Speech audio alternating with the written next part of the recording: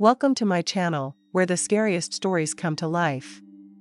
Before we dive into today's chilling tale, make sure to hit the subscribe button and turn on notifications, so you never miss a story. Now, let's get into the horror.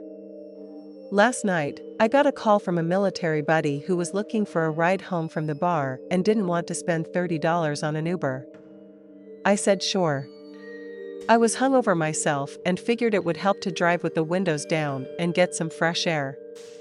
It was probably 12:30 a.m., and I was driving around my neighborhood, trying to take an alternate route I hadn't used before but knew about, basically one that went through residential areas and avoided the bigger, more populated routes. I didn't want to fight traffic the entire way downtown. As I was driving, everything seemed normal. I was listening to some random podcast about World War II. Then, as I passed this one random house a couple of streets down from mine, I saw a kid standing in the front yard, right on the edge of the road. To be honest, it didn't seem that strange at first, but looking back, it was past midnight, and this kid was maybe 10 or 11 years old. He had on a red shirt, tan shorts, and sneakers, with a blonde bowl cut. Totally normal-looking kid. As I approached him, I slowed down at a speed bump and got a better look. He wasn't playing, running around, or with other kids. He was just standing completely still, staring at me as I drove past. The entire way down the street, he didn't stop staring. After I passed him, I kept checking my rearview mirror, and he was still standing there, staring at my truck. He didn't cross the street or go back to playing, just stood there, watching. On the drive back, after picking up my friend, I told him about the kid. He was intrigued, so I took him back through the same route. This time, the kid wasn't there. Fast forward to when we got back to my place. We were sitting in the living room, shooting the breeze, watching YouTube, when we heard this super fast, quiet knocking at the door. It was so quiet that my AC almost completely drowned out the sound.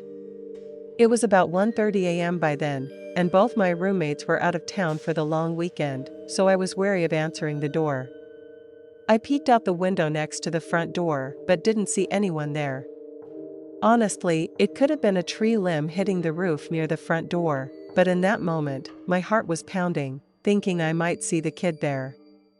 Later, when I was in bed, lying there, I heard a few more random knocks in different places. My bedroom is right next to the front door, which connects to the patio. These knocks could have been at the front door, or just random spots in the house. At that point, I was so tired that I didn't care to worry about it and passed out. Waking up this morning, thinking about those knocks, creeped me out a bit more. But after doing a walkthrough of my front patio, everything looked normal, so there wasn't much else to go on. I know this isn't the most bone-chilling story, but it just goes to show how kids can be incredibly creepy with zero effort. My house is very haunted, mostly because my sisters always use our Ouija board. I'm also to blame for some of the paranormal experiences in our lives. I have a few ghost friends of my own. They are around my age, and there are 3 of them: Abigail, Addison, and Grace. Grace is the youngest, and I don't really like her. She has red eyes, and often knocks down the things on my dresser. Abigail and Addison aren't as bad, they just scare me when they show up next to me without warning, and I don't notice them until I turn around. Their dad also follows me around. I once asked Abigail if she knew why, and she said, "You look like his daughter, that's still alive." As soon as I heard her say that, I knew he meant me no harm. These 4 ghosts aren't the main part of my story, though. There's much more to explain, especially about the woman on my stairs. I started seeing ghosts at a very young age, around 7. They scared me so much that I had to sleep with my mom almost every night, or at least with someone else. At my dad's house, I didn't have these problems, because anything that appeared in my mom's house stayed there. Occasionally, a few days after my grandma passed away, I would see her smiling at me while I was sleeping. It scared me, but not as much as usual, because I felt she wasn't there to hurt me. Instead, it seemed like she was protecting me from the evil spirits in my mom's house. The same thing happened when my great-grandmother passed away a few months later. Thankfully, she had a peaceful death in her sleep.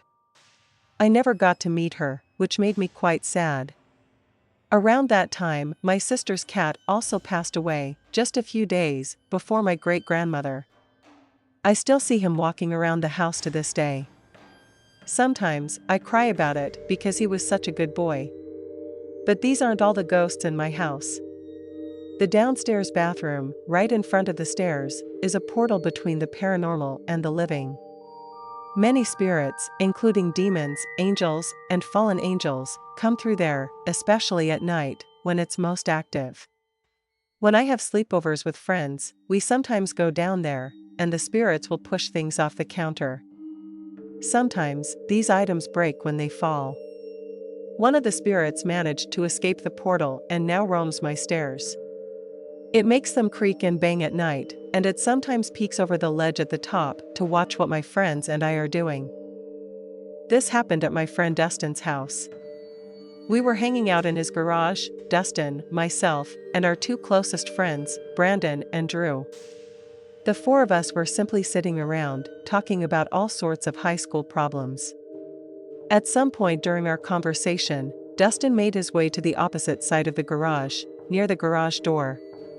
None of us realized at the time that this was intentional on his part. You see, there was another light switch next to the garage door, and Dustin had come up with a plan to scare us. He was going to turn the lights off suddenly, leaving us in complete darkness. It was almost midnight, and we were already a bit on edge, so his plan was bound to startle us. When Dustin flipped the switch, the garage went pitch black. At first, it startled us, but we quickly realized he was just trying to mess with us. We shouted at him, telling him to turn the lights back on. He acted confused, pretending he didn't know what we were talking about. After some back and forth, he finally turned the lights back on. The garage lights were bright, and as our eyes adjusted, the three of us on the far side of the garage, all facing the wall opposite the garage door, noticed something strange. The wall, which was painted white, now had a single, faint black handprint on it. At first, we thought it could be explained away.